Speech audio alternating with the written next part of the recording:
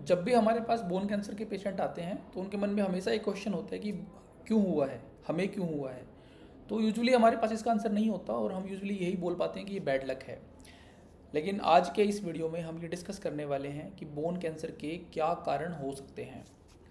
तो दोस्तों, हमारा शरीर जिन स्मॉलेस्ट यूनिट से मिलके बना हुआ है उसको हम सेल्स बोलते हैं। और सेल के अंदर न्यूक्लियस होता है और न्यूक्लियस के अंदर हमारा जेनेटिक मटेरियल होता है जिनको हम जीन्स बोलते हैं, जो हमारे सेल्स की ग्रोथ को, सेल्स के हर काम को कंट्रोल करते हैं। कुछ जीन होते हैं जो सेल की ग्रोथ को यानी कि सेल को बढ़ने से रोक के रखते हैं, जिनको हम ट्यूमर सप्रेसर जीन बोलते हैं। अगर मान लो इन जीन्स के अंदर कुछ डिफेक्ट आ जाए, म्यूटेशन आ जाए, तो इसकी वजह से सेल की अनकंट्रोल्ड ग्रोथ हो सकती है, यानी कि एकदम से बहुत ज़्यादा ग्रोथ हो सकती है और वो ट्यूमर या कैंसर बना सकती है।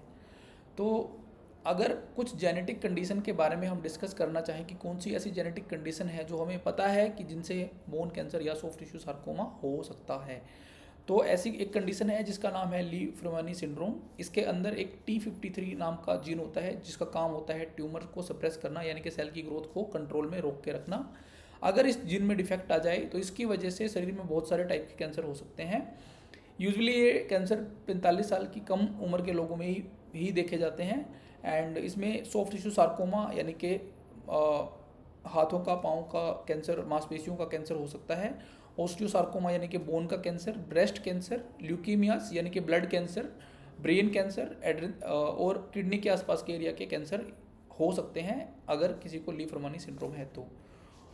इसी तरीके से एक और सिंड्रोम होता है जिसको हम FAP कहते हैं, फैमिलियल एडेनोमेटस पॉलीपोसिस। ये यूजुअली APC जीन के अंदर डिफेक्ट होने की वजह से होता है और इसके डिफेक्ट होने की वजह से डेस्मोइड ट्यूमर्स बन जाते हैं। ये भी एक तरीके का सॉफ्ट टिश्यू का ट्यूमर होता है जो कि मोस्टली एब्डोमिनल वॉल्स में पाया जाता है, यानी कि पेट के वॉल के अंदर पाया जाता है। और यूजुअली हाथों और पाँव में भी ये ट्यूमर देखा गया है।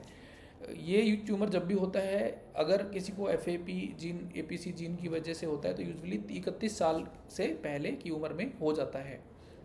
इसी तरीके से अगर किसी को हेरिडिटरी रेटिनोब्लास्टोमा नाम का एक सिंड्रोम है, अगर ये होता है जो कि RB1 जीन के खराब होने की या म्यूटेशन होने की वजह से होता है, इसके अंदर भी पेशेंट को सॉफ्ट टिश्यू सार्कोमा होने के चांस बहुत ज़्यादा हैं। सॉफ्ट टिश्यू सार्कोमा यानी कि मांसपेशियों के सॉफ्ट टिश्यू के कैंसर, सॉफ्ट टिश्यू के हाथों के और पाँव के कैंसर में बहुत सारे टाइप के होते हैं। इसमें एक लियोमायोसार्कोमा नाम का एक कैंसर होता है जो कि 78% तक देखा गया है इस सिंड्रोम के साथ में। इसी के तरीके से एक न्यूरोफाइब्रोमिटोसिस होता है जो कि NF1 और NF2 जीन में म्यूटेशन की वजह से न्यूरोफाइब्रोमिटोसिस एक सिंड्रोम होता है। इस जिन पेशेंट्स को न्यूरोफाइब्रोमिटोसिस होता है उनके अंदर भी कैंसर बनने के चांसेस होते हैं, जिसमें सॉफ्ट टिश्यू सार्कोमा बन सकता है। और इसमें जो सबसे कॉमन है वो MPNST यानी कि नर्व शीथ का एक ट्यूमर होता है, नर्व का एक ट्यूमर होता है जो इसमें कैंसर बनने के चांसेस होते हैं। तो अगर हमें ये सारे सिंड्रोम्स पता हैं और हमारे पास कोई पेशेंट है तो हमें क्या फ़ायदा है। तो दोस्तों, अगर मान लो किसी को ली फ्रेमानी सिंड्रोम है और 45 की उम्र से पहले किसी को सॉफ्ट टिश्यू सार्कोमा भी हो गया, ओस्टियोसार्कोमा भी हो गया या ब्रेस्ट कैंसर हो गया, कोई भी 2 कैंसर हो गए, तो हम उस पेशेंट की ये कैंसर के लिए स्क्रीनिंग कर सकते हैं, यानी कि जेनेटिक टेस्टिंग कर सकते हैं।